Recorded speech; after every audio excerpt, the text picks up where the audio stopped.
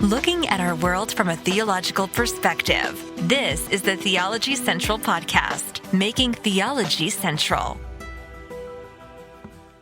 Good evening, everyone. I'm coming to you live from the Theology Central studio located right here in Abilene, Texas. And the studio, well, it's dark. The light in the studio has stopped working, so I'm sitting in the dark in the Theology Central studio here to try to do a broadcast, which tells me you probably shouldn't do it. This is a bad idea. You're trying to broadcast in the dark, but maybe I can use the setting to create an atmosphere that works perfectly for the topic that I have chosen for us tonight. What do you think? What do you think? You want to listen to a podcast coming to you live from a darkened studio? I don't know. Does that add a little sense of, ooh, I want to hear this? How can he record or do a live broadcast in the dark? Now, I do have the light from my MacBook Pro. I do have my light from my iPad. So there is some light, and there is a light at the bottom of the stairs, but the actual main light here is it's completely out. So it's a darkened studio, and we're going to go live, or we are currently live. We're going to do a live broadcast where hopefully we can talk about something that's very important, far more important than having lights that work. This is a far more important subject because I think it's very relevant to the world in which we live in 2023. And I don't want you to be impacted by it. I don't want you to be, and I'm going to use this word, infected with it. There is a virus. There is a disease that is infecting many people within the world of Christianity, and we've got to try to prevent this infection from spreading, but it's nothing new, right? We're going to give you some historical examples of this disease, of this infection, and hopefully try to help you prevent from being infected by it. So let's do a proper introduction. Are you ready? Good evening, everyone. It is Monday, June the 26th, 2023. It is currently 11:09 p.m. I almost said a.m. 11:09 p.m. Central Time, and I'm coming to you live from the dark Theology Central studio located right here in Abilene, Texas. Let's begin with a definition. The word I want to give you the definition for is the word hysteria. Hysteria. Hysteria is defined as exaggerated or uncontrollable emotion or excitement. Now, sometimes we refer to hysteria over, a group of teenagers going crazy over their favorite musical artist. The hysteria is crazy over this concert, over this band, over this singer. All the people going to see Taylor Swift this summer, the hysteria is out of control. Sometimes we use it that way. But sometimes it can be used in a very negative way, that there is a hysteria, a fear, a panic that is swept through a large portion of the population. There's a hysteria running wild in the minds of, well, this is even more concerning, many professing believers. And it leads them not to see reality. They are controlled by paranoia, fear, half-truths, misinformation. Because all you have to do is present people something that creates that fear, creates that negative hysteria. You can have hysteria for something like, a concert, but when the hysteria is over a perceived threat, a perceived danger, well, then it becomes controlling and people can do some absolutely horrific things. And history has shown us that over and over and over again. I'll just throw out one example. Next Monday, I'll be on an airplane and I'll be flying to Boston, as I'm in Boston, I will be traveling to Salem 2 different times. Salem, Massachusetts, 2 different times. Salem is the place for the Salem witch trials. I've been there before. I'm going to go there 2 different times this time because I love the history there. But Salem is a good example of just mass hysteria. People losing their minds, fear, panic. Oh no, we're in trouble. And it led to people dying. In fact, I'll be visiting the graves of those who died in the Salem witch trials. It's a good example of that. But let's do this. Let's go back to what is often known as the Great Satanic Panic of the 1980s and the early 1990s. The Great Satanic Panic. It's been brought back to kind of mainstream attention because of an episode of Stranger Things on Netflix. I didn't see the episode, but I heard some people talking about it, and it brought the whole, the satanic panic of the 80s and the early 90s back to mainstream attention. And I don't know if anyone saw some of the parallels of the satanic panic, or I don't know exactly how it was, viewed or how they portrayed it in the episode of Stranger Things. But if you lived through the Great Satanic Panic of the 1980s and the 1990s, then you can see some direct parallels to the culture today. I've lived through some different waves of panic. We've had the Satanic Panic, and there's been some others that come after it, and I think we're living through it right now. I really do.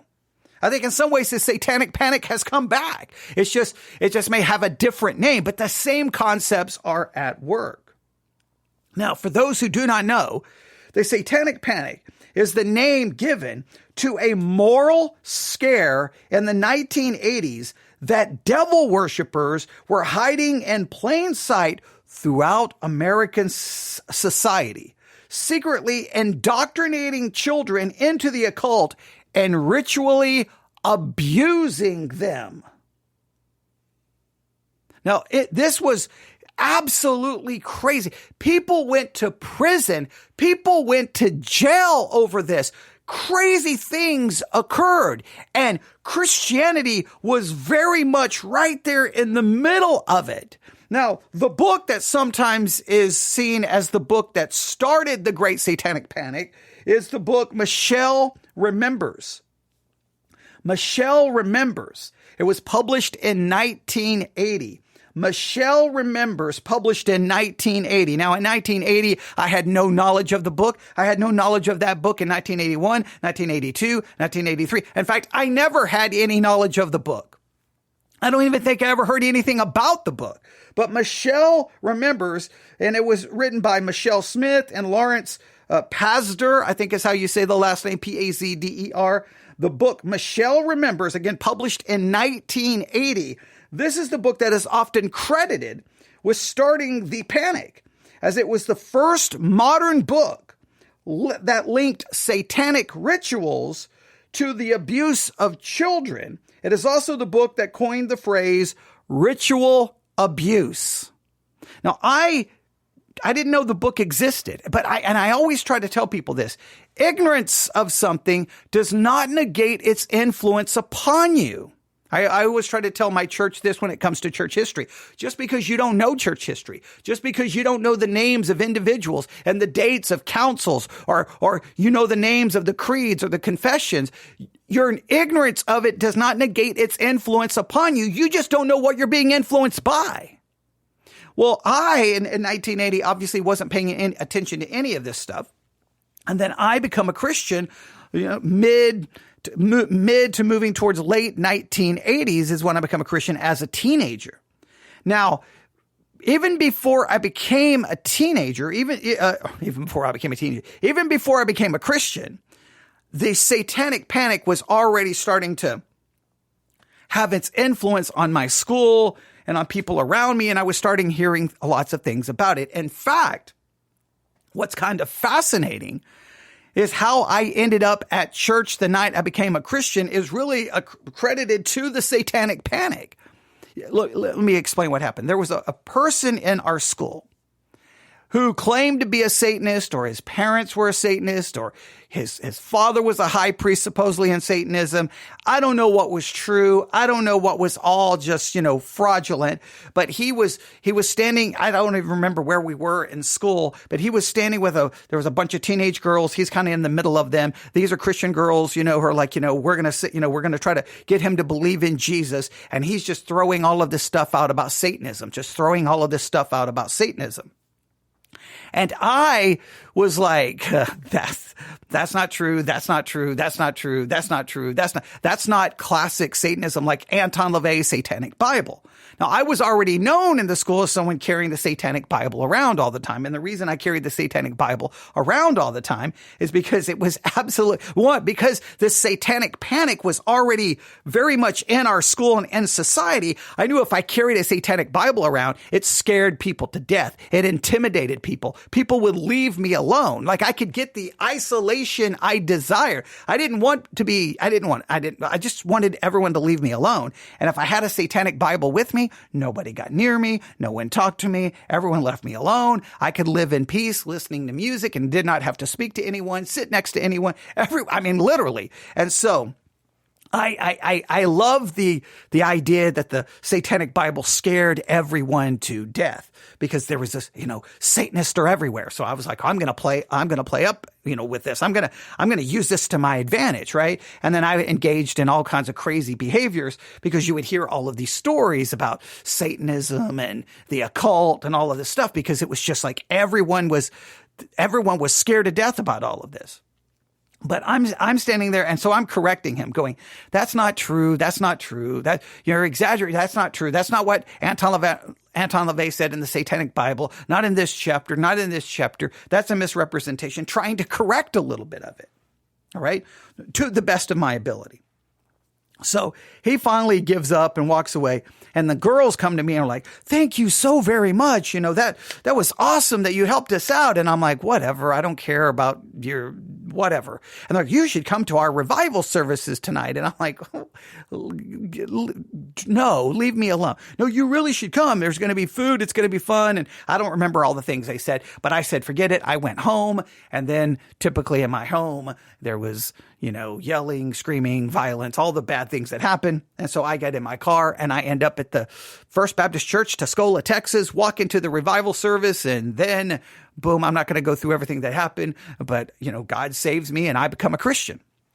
And so I become a Christian really very much right in kind of the middle of the great Satanic Panic that was going on. I didn't know what you called it at this time. I didn't understand, but I just knew that, okay, so now I'm a Christian, and now the great Satanic Panic, I start hearing more about it because now I start listening to Christian radio, right? And I start hearing these different things about, now everyone's worried about backward masking, that if you play the album backwards, you're going to hear messages from Satan, that even if you're playing it forward, your subconscious mind is going to hear messages from Satan, because if you play the album backwards, you'll hear the real message. So people are destroying their turntables by trying to play records backwards, and everything from Stairway to Heaven, Queen, another one, Bites the Dust, which is supposed to say smoke marijuana, all of the different, I don't remember all the different songs, but it was crazy. Even secular radio was trying to play them backwards to let people hear, what they supposedly said. And then there were all these conferences going around at all the local churches. And I'd already been going to some of these conferences about music because I just thought the Christians were out of their minds. But everything was like, Satan is everywhere. It's in the music. It's in the movies. They're basically gangs of Satanists roaming about everywhere, and they will get you. So in the middle of the night, you got to be careful because Satanists will get you, and they will try to kill you, and they will abuse you. And you heard all of these stories. And so it was being talked about on Christian radio. It was being talking a little bit about on secular radio.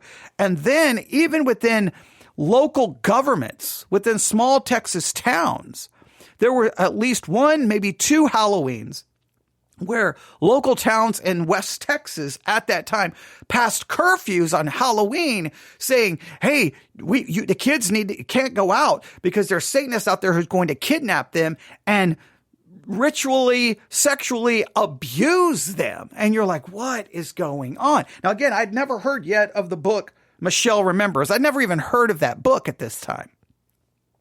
But I knew that there was like, we're in trouble there. We're in a war against Satan. Something's got to be done. And this music, and I can't listen to this music, and I can't do this, and I can't go here because, there were times, and so I want to try to be as accurate as I can. There were times I was very aware of the Satanic Panic. And then just like any good teenager, there were times I, already forgot about it and moved on with my life. So there was times I would hear it and see it. And then times I would kind of ignore it. But somewhere around that time, I don't know if I have the chronology completely correct. I don't remember when the book was published. But a book called The Satan Seller by Mike Warnke started making its way through Christianity. Let me find out when it was written. Because this is very important and to the whole Satanic Panic and how it impacted Christianity. The Satan Seller by Mike Warnke. Yes, The Satan Seller by Mike Warnke. You can find a copy of the book on all kinds of used bookstores called The Satan Seller by Mike Warnke. Now, and the seller is Seller, The Satan Seller.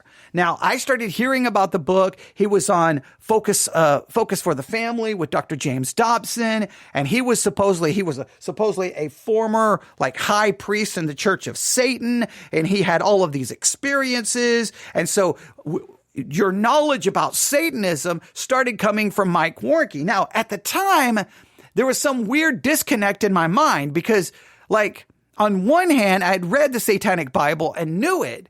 But now that I became a Christian, I'm like, well, this guy was a high priest within the Church of Satan. He obviously knows more than me. I'm just a teenager.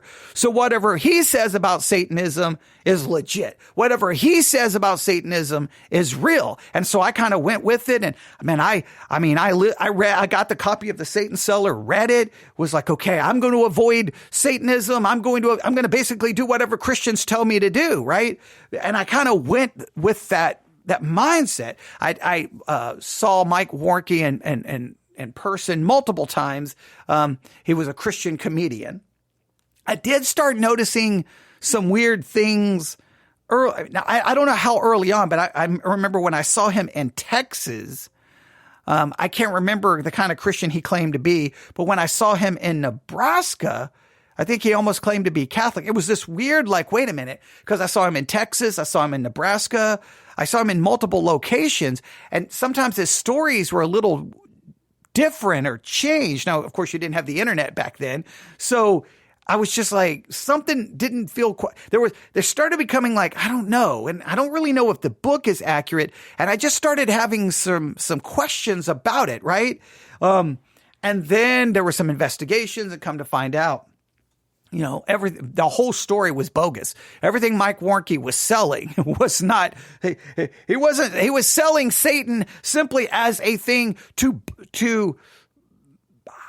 there's no other way to get it. There's no other way to say this, to benefit from the panic, to benefit from the hysteria that was sweeping the land. And Christians were at the forefront, at least in my mind. From what I saw, it was the Christians leading it. Everything, Dungeons and Dragons was satanic. Everything was satanic. Every album was satanic. All music was satanic. Movies were satanic. Breathing was satanic. Satanists were out to get you everywhere. It was just absolutely an insane time to be alive. And we won't even go to how at the time, I didn't know how to process it, right? Because I didn't really realize at the time as a teenager that this was some new cultural phenomenon that in many cases was being promoted and driven by those within Christianity. And I didn't realize I didn't know the hysteria wasn't I thought this was just the way Christians were. I didn't have a way to connect it to anything in the past. I'm like, this is just how Christians are. They're scared to death. They're filled with worry and fear and anxiety that Satan is out to get us because we're in a real war. And so I have to be concerned. Now, sometimes I was, sometimes I wasn't, because once again, I was a teenager. I know I had to burn I burned who knows how many albums and CDs that I had to throw away because, you had to burn all of your stuff. And I'm trying to figure out theology about salvation and baptism. At the same time, I'm being told basically Satan is everywhere and there's Satanists out to kill me. It was a weird time to try to process your Christian faith. But The Satan Seller is the book for me. And that's the book that I think many Christians got their understanding of Satanism from. And it comes out all to be a fraud. But did people, repent and apologize for it? No, people just moved on. Did focus on the family? Maybe they did, but I never remember them coming back going, hey, we had Mike Warnke on this show and promoted him multiple times and come to find out it was all a hoax. No, after that panic, everyone just moves on to the next thing. But here's a couple of things about it. So the book, Michelle Remembers, is often credited with starting the panic as it was the first modern book that links satanic rituals to the abuse of children. It is also the book that coined the phrase ritual abuse. Michelle Remembers was a bestseller, kicking off a number of similar stories and allegations of satanic ritual abuse. There have been over 12,000 unsubstantiated claims of satanic ritual abuse, and the book was even used by prosecutors in cases against accused Satanists, according to journalist Shirley Dowling.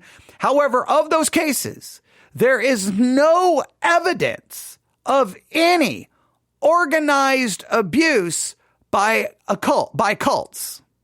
Despite a lack of evidence, the lurid nature of many of these accusations captivated the media and became a frequent subject of talk shows throughout the 1980s. And then there were primetime specials called Devil Worship Exposing Satan's Underground, which was released the week before Halloween in 1988. And that may have been, maybe that was the year some towns started putting curfews and things. The panic also led people to condemn other occult adjacent media properties, including the role-playing game Dungeons and Dragons, and of course, heavy metal music. Now, there's another report here. This is from May 26, 2015. All right. Now, this is from, again, May 26, 2015. The state's highest criminal court. Now, this is from the Washington Post, May 26, 2015. The state's highest criminal court on Wednesday threw out the 1992 sexual assault convictions against Dan and Fran Keller, but declined to find the former Austin daycare owners innocent of crimes linked to a now discredited belief that secret satanic cults were abusing that secret satanic cults were abusing daycare children nationwide. And that was one of the big parts, that daycare centers were basically had been controlled now by Satanists, and they were abusing children. And this was like, people were scared to death. This was going around. This was even like, in the news, people were being prosecuted for it. It was crazy. The Keller spent more than 22 years in prison after 3 young children accused them of dismembering babies, torturing pets, desecrating corpses, videotaping orgies, and serving blood-laced Kool-Aid in satanic rituals at their home-based daycare. No evidence of such activities was ever found. Freed from prison in late 2013 as the case against them crumbled, the Kellers asked the Court of Criminal Appeals to declare them innocent, arguing that they were the victims of inept therapists, shoddy police work, and satanic panic that swept the nation in the 80s and the early 90s. Now, the article only refers to it in the 90s, but trust me, it was going on in the 80s. A unanimous Court of Criminal Appeals instead overturned their convictions based on false testimony by an emergency room doctor whose hospital examination had provided the only physical evidence of sexual assault during the trial. Dr. Michael Mao later admitted that inexperience led him to misidentify normal occurring conditions as evidence of sexual abuse in a 3-year-old girl. The 9 judges did not provide an explanation for why they rejected the Keller's innocence claim, except to say their decision was based on the findings of the trial judge and this court's independent review of the record. Now, the panic actually began in the 1980s, and it was instigated and perpetuated mostly by groups of fundamentalist Christians who saw Satan in every heavy metal album, and Smurfs. Do you remember the Smurfs? Oh, yeah, they were satanic. Dungeons and Dragons, along with a quack cadre of psychotherapists who were convinced they could dig up buried memories through hypnosis. What they did instead was shed some light on just how potent the power of suggestion can be. Remarkably, children were convinced to testify about horrifying and entirely fictional violations perpetrated on them by care workers and in some cases by their own parents. But it wasn't just children. As the Keller's conviction shows, the panic was so overwhelming, it could convince trained medical professionals to see abuse where there was none. Some defendants were convicted of gruesome crimes, such as the aforementioned dismembering of babies, despite the fact that there was 1, no corpses, number 2, no babies missing from the immediate area.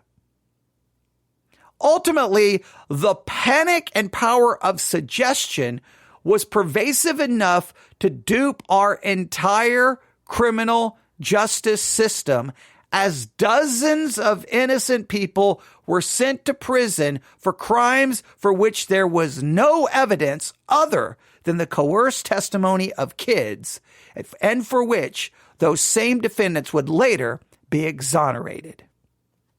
Absolutely crazy. I don't know how much you've read about the Satanic Panic. You should read everything you can about it, because it's just absolutely crazy how everyone lost their minds. And I want you to hear me. This is the part that bothers me the most.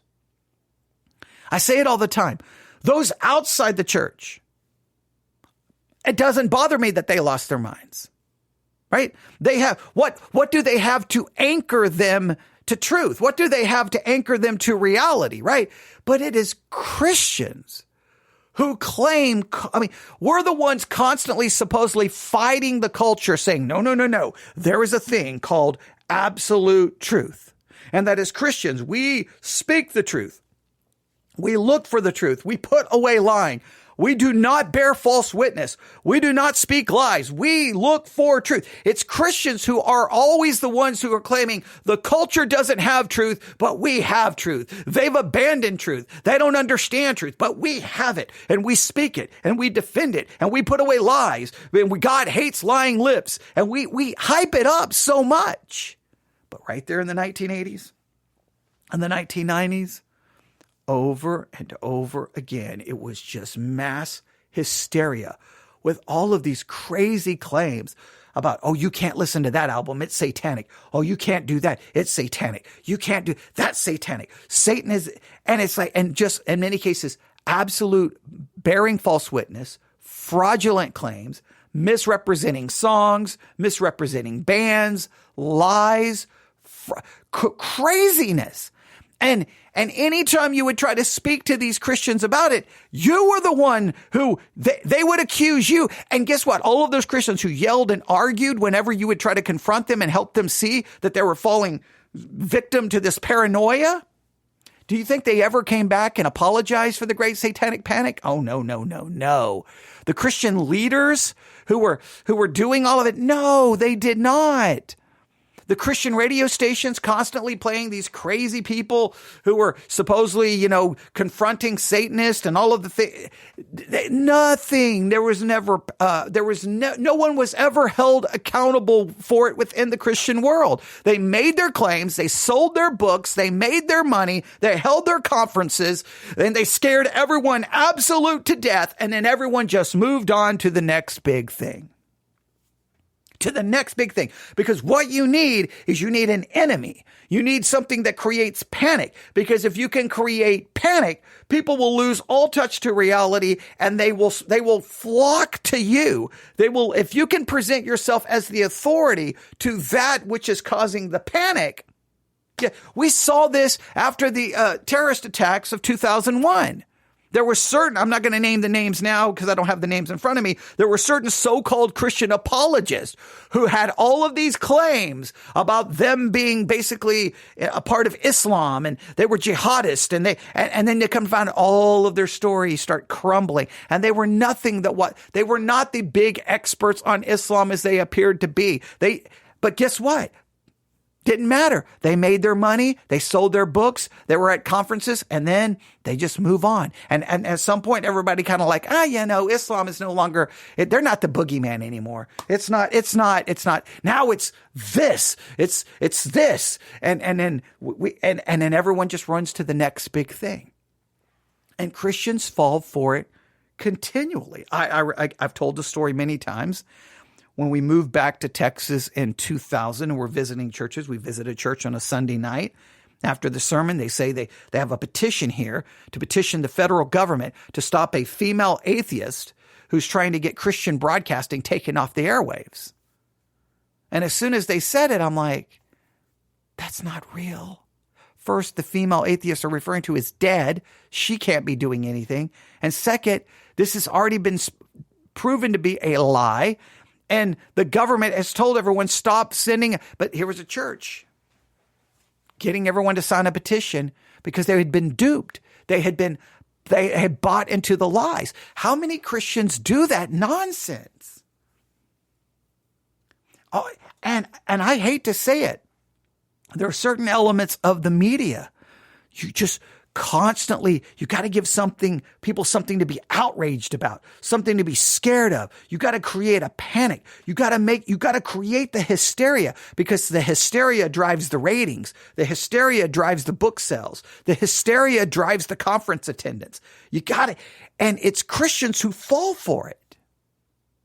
Now, none of this is new. None of this is new. None of this. It goes way, way back. Before the 1990s, before the 1980s, before the 1970s, the 1950s, the 1900s, the 1800s, the 1700s, the 1600s. It goes even before that. And I'm going to play a clip from a podcast from the BBC. The name of the podcast is The Coming Storm. We've talked about it on this podcast a long time ago. The Coming Storm from BBC. You should find this podcast and subscribe to it. It has a lot to say about what has happened in American culture. And the very first episode of this podcast, The Coming Storm, is called The Dead Body.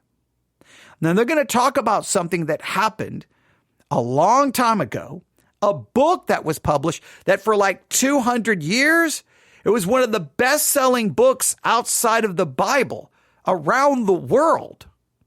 It was a very influential book, and the book created fear and panic that led once again to hysteria, and once again, people suffered. All right, listen to this. Now, some of this is definitely, they're going to describe it in the best way they can, but it's definitely, for mature audiences only. But you need to hear about it, because this book had a profound impact on the religious world of that time, had a profound impact on the religious world. So they're going to try to describe it in the best ways they can, but it is for a mature audience. So if you think you could be offended, don't listen. If you have children, definitely put on headphones or hit pause. But hey, I want you to hear this, because it's what was happening. It's what was going on. And if you've never read the book they're about to mention, you may want to read it just to see how this book created fear, hysteria, paranoia that impacted the religious world. If you think about it, it was a book written in the culture in the 1980. Michelle remembers, I think is the original name of the book. I think it was in 1980. We talked about it. That began to influence culture. The church was, in a sense, more following culture than culture. Like in some ways, I feel like the church followed culture, and then the church became the driver of it. So it's kind of a weird, like, who influenced whom there? But all right, let's listen to this. Again, there's going to be some content here that's for mature audiences, but let's listen carefully. Here we go. Hi, I'm Gabriel Gatehouse, and this is The Coming Storm from BBC Radio 4 and World Service. Okay, so we'll kick off with this image quickly. So what we've got going on is a witch's Sabbath. It's Halloween night at the height of the pandemic, and I can't even remember why I decided to do this. And the closer you look at this print, the more weird stuff is going on. But for whatever reason, on a whim, I suppose, I signed up for a virtual drawing class over Zoom. We've got a woman riding backwards on a goat. We've got somebody kind of drumming a cauldron. The title of the class was Witches, Drawing and Storytelling, and it was led by Louisa Maria McCormack. I'm going to dive in and set a drawing exercise. So Louisa gets us copying out details from this old woodcut, and while I'm scribbling away, she starts telling this story. A particularly nasty character called Heinrich Kramer. About a man called Heinrich Kramer, who was a member of the Dominican order. A 15th century German priest who wrote this twisted book called the Malleus Maleficarum, and that roughly translates as the Hammer of Witches. The Hammer of Witches. The Hammer of Witches is how it roughly translates. And I believe, hang on. Yeah, Heinrich Kramer in 1486. 1486 is where this starts. This goes back to 1486, all right? And I think the Hammer of Witches, I'm going to do a Google search for the Hammer of Witches because that's the translation. The Hammer of Witches. Yeah, here it is. The Hammer of Witches. Oh, that's an expensive copy. Here's a cheaper copy. You can definitely find it. If you just type in the Hammer of Witches, you can find it on Amazon. Here's a copy. Yes. And the Witch Hammer is what it's called. The Witch Hammer. It's a seminal treatise regarding witchcraft and demons, presented here complete with an authoritative translation to modern English. All right. This book, I cannot stress to you how significant this book was because 1487, I think some say 1486, you should find a copy of this book. Now, if you want to, you can get it for paperback for $8. Hardcover, it's going to cost you $40. There may be, I don't know if I'm assuming there's a Kindle version. If there's a Kindle version, I'll have to look. But you probably should read it. Just to show you, one, it's got content in it that's, you're going to be like, wait, what is going on? They're going to describe some of it here in a second. You just have to hear it to believe it. But it's so insane. But Christians buy into it. Religious people bought into it. And it led to hysteria and panic. And I will argue, well, we could go, it's the same thing that happened in the 1980s and the 1990s. It's the same thing that happens over and over and over. A villain, a boogeyman is created. Remember when everyone was screaming about critical race theory? Critical race theory was going to be the thing that was going to destroy the church. Critical race theory was the thing we needed to be scared of. Remember that? Critical race theory. And I kept saying I didn't think critical race theory was the issue. Most people don't even know what critical race theory is. Even if they could see it, they wouldn't even understand it. It's this university academic theory. But anytime you talk about anything related to racism, anything you talk about anything related to slavery, that's critical race theory. Like, you don't even know what it is. But it created a panic, right? And then Christians started writing books about it. And they'd be like, and we've got to talk about critical. And I kept saying, but I mean, now, have people not moved on? People, now the panics don't seem to last very long, right? I think before they lasted longer. Now people move on to something else. But it's the same idea. This is what you should be worried about. This is what you should be afraid of. Now, what happens in the minds of many Christians if you create enough panic and enough fear? One, they lose touch with reality. They start bearing false witness and just spreading misinformation. But in a lot of cases, they start looking for solutions to the problems that are not even biblical, and therefore they almost always end up turning to politics. So if politicians can scare Christians to death, then Christians will basically prostitute themselves to the politician so that the politician can get elected, thinking that they can solve the problem, and they begin to abandon, biblical Christianity. We talk about this all the time. Let's hear a little bit more about this famous book. All right, here we go. At this point, people in Europe believe in witches, sure, but they're kind of seen as a normal fact of life, a minor nuisance. No one bothers with them that much. But then comes Kramer and his book. There's crazy kind of passages where he's saying women become witches by sleeping with the devil and signing a pact on his anus. Witches deprive men of his virile member. And he goes on to, very elaborately describe how witches keep nests of penises in trees. It's pretty wild stuff. The book contains detailed and practical instructions on how to capture, torture, and kill a witch. The clerical establishment, by and large, thinks Kramer is nuts. When he tries to mount a witch trial, the judges throw it out of court. Because of, and I quote, Heinrich Kramer's obsessive sexual interest in the habits of one of the accused.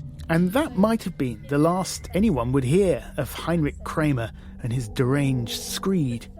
But for a piece of tech that was about to change the world. Something kind of vast and unimaginable had happened, which was the invention of the printing press. The printing press changed everything. It becomes probably the best-selling book, second only to the Bible, for about 200 years. Kramer's dark fantasy. It becomes the best-selling book outside of the Bible for 200 years. For 200 years. Now remember, ignorance of something does not negate one being influenced by it. It does not negate the influence of it. I wonder how much of Christianity moving forward would be influenced by the witch hammer or the hammer of witches by Heinrich Kramer. I wonder, written in 1486, 1487.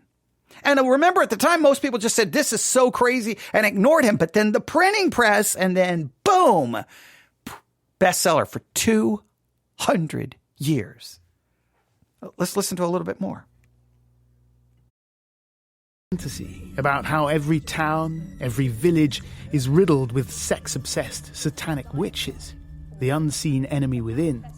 That narrative goes viral. Witch fever, you could almost call it. It's spread through Europe following the path of the kind of major trade routes. You can imagine these books being passed on almost like a disease through arteries and veins and filtering down and down and down until it reached sort of your local parish. For the next 2 centuries, Europe was gripped by an orgy of misogynistic violence. Hundreds of thousands of people, most of them women, were tortured and burned alive as witch fever spread from the old world to the new, born across the Atlantic on colonists' ships. Hundreds of thousands of women were tortured and killed in the name of Jesus, in the name of religion, in the name of Christianity, because Christians were so easily manipulated by fear.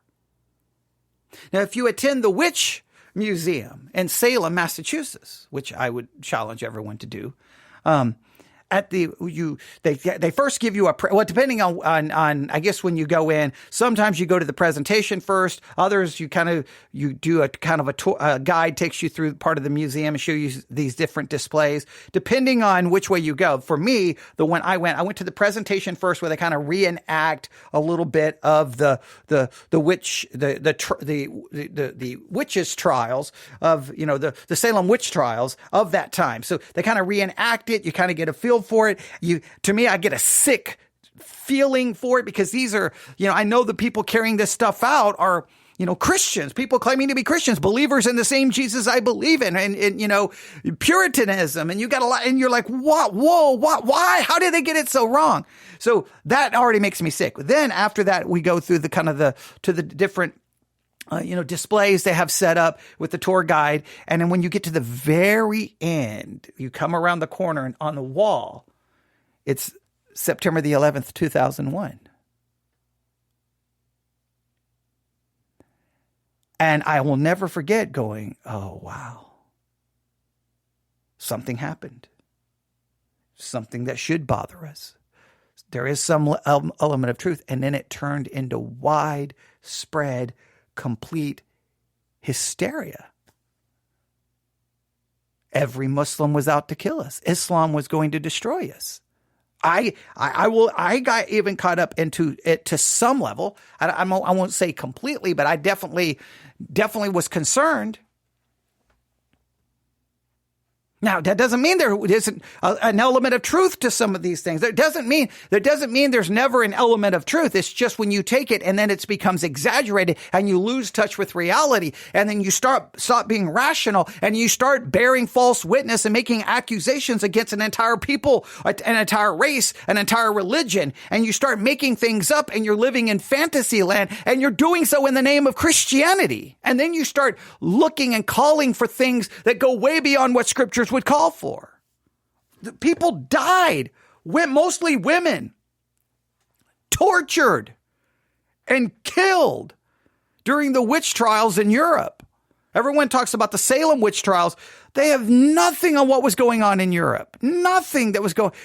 Thousands and thousands of people died. And Christians still don't catch on. And it was all sparked by this one crazy story that landed just as the established order was crumbling on the cusp of the modern era.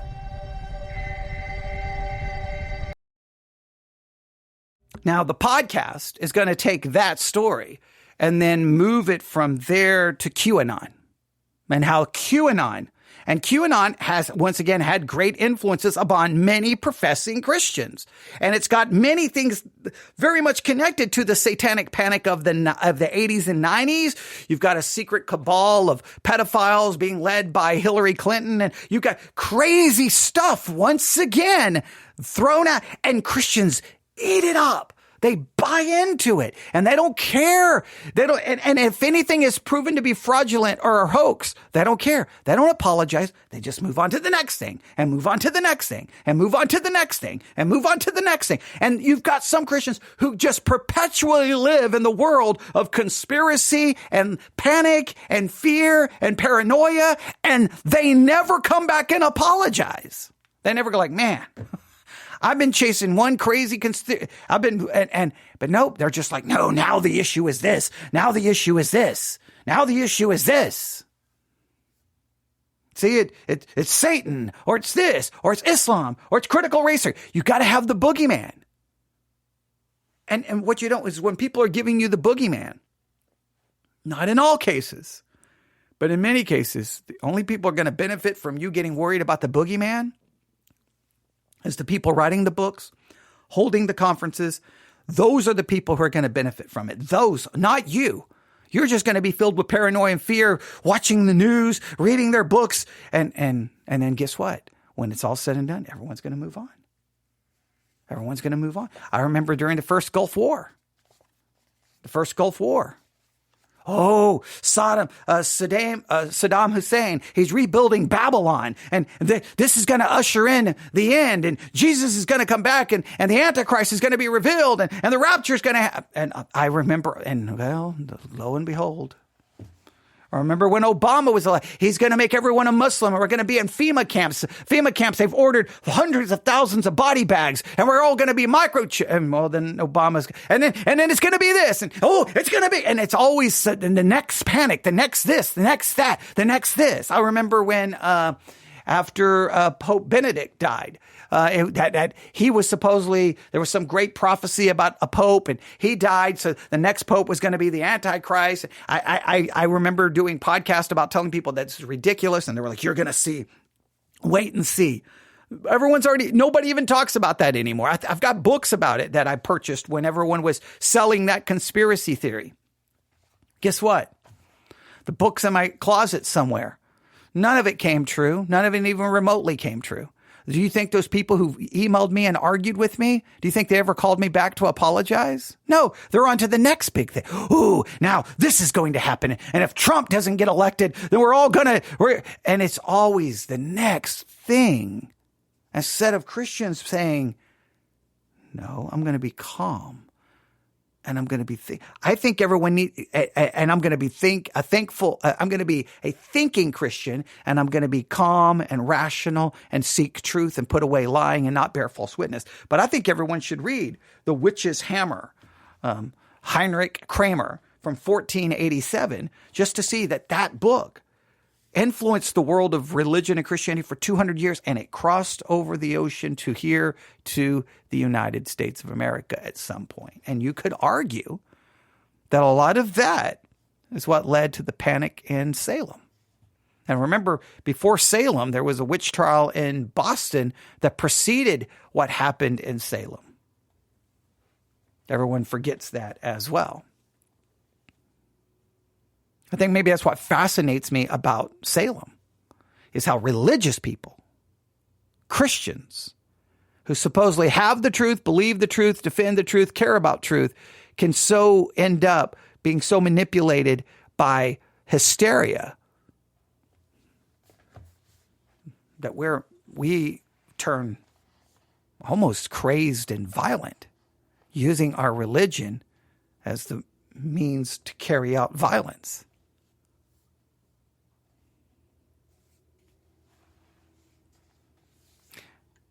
I played a clip from American Family Radio. You'd have to go back to the podcast archives to find it. But where a Christian radio program said that because of the LGBTQ movement, the time may become that Christians need to take up arms. And I'm like, well, wait a minute. A Christian radio station is saying that there may come a time that we need to pick up arms because of the LGBTQ movement? Like, we're going to kill people?